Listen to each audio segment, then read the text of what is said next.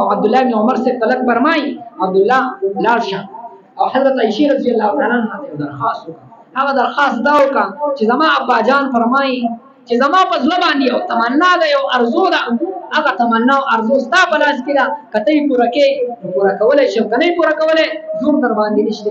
هغه تمنا ارزو مې ده چې عمر فاروق فرمای چې ما ته د خپل محبوب او د خپل جانان په خوا کې دا کوم ځای چې خالی دی دا ستا حق دی، لیکن ما ته یې راکړه چې زه به دغه ځای کې دفن شم. د هغه نه اجازت طلب کړه حضرت عائشہ رضی الله تعالی عنها. حضرت عائشہ اجازت درکو ما په هغه ځای کې دفن کړه خپل جانان او د خپل محبوب سره، او کاږي اجازت درنکو عام مسلمانانو په مقبره جنت البقیع کې دفن کړه. عبد الله بن عمر لاړ حضرت عائشہ رضی الله تعالی عنها ته دروازه وټکوله، هغه تاسو مسو عبد الله راځه دننه وې سوجدا. عمر فاروق رضی الله تعالی عنہ د ځنکدن په حالت کې مر په تخت باندې پروت دی، ستانه یو درخواست راوړی دی. څه درخواست دی؟ ستانه چې کوم دی د خپل محبوب په قدمونو کې د دفن کېدو اجازت غواړي. حضرت عائشہ رضی الله تعالی عنها په جوړه دا زه خو ما د خپل ځان د بار پرېښو چې زه به د خپل محبوب او د خپل خاون یو خوا به مې خاون یو بل خوا به مې ابا جان ابو بکر صدیق د هغوی په قدمونو کې به دفن شمه، خو زه خپل ځان د عمر رضی الله تعالی عنه باندې ترجیح ورکوم، زما له طرفه اجازت.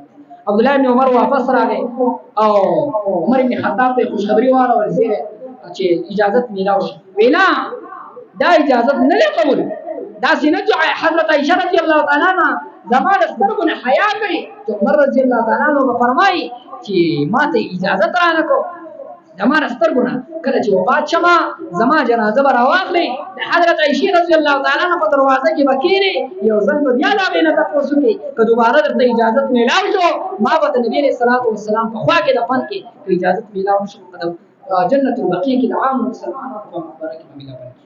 کله چې وفات شو صحابه کرام ډېر زیات غمجن شو، دومره غمجن شو چې تاریخ لیکي چې د هغې تاریخ اوس نشم بیانولی نشته. صحابه کرامو دغه جنازه راواخیسته او د حضرت عائشہ رضی الله تعالی عنها دروازې ته راغی، هلته یې جنازه کېښوده. عبدالله بن عمر صاحب بیا د حضرت عائشہ نه تپوس کوي چې اباجان مې راغلی دی په کټ باندې بهر پروت دی، روح د بدن نه جدا دی، که اجازت راکړې چې د نبي علیه الصلاة والسلام په خپل مبارکه کې دفن شي د نبي علیه السلام، که اجازت نه راکړې چې به هغې زما اجازت دی. عمر فاروق رضی الله تعالی عنه ته اجازت میلاو شو. حضرت صہیب رضی الله تعالی عنہ عمر فاروق رضی الله تعالی عنہ باندې جنازه وکړه. عمر فاروق رضی الله تعالی عنہ مخ ځمکې نه تر قیامت پورې چې کوم دی حق پراش. عمر فاروق د مسلمانانو دریم خلیفه، دومره مناقب دي او د بخاري او مسلم شریف سره نقل کړي حیران پاتې شي چې دومره مناقب او دومره جلیل القدر صحابي او عاجزي او انکساري او تواضع او اخلاص ته چې وګورو حیران پاتې شي. په دواړو لاسو باندې سلام وکړي، داسې عاجزي او انکساري الله وکړي. 27 ذوالحجه یکم محرم دا د هغه تاریخ وکړه. دا زمونږ دا کوم د محرم میاشت چې شروع ده په دې کې د هغه شهادت شي.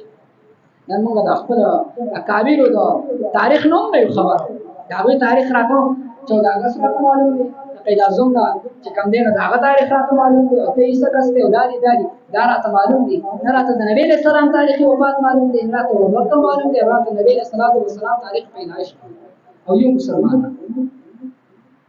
نه راته دا پته شته چې زمونږ اسلامي کال د کومې میاشتې نه شروع کېږي، زمونږ د اسلامي 12 میاشتې نومونه دي هغه کوم دي، زمونږ په ټوله نه ورځي نور ملاسي دا زمونږ مسلمان.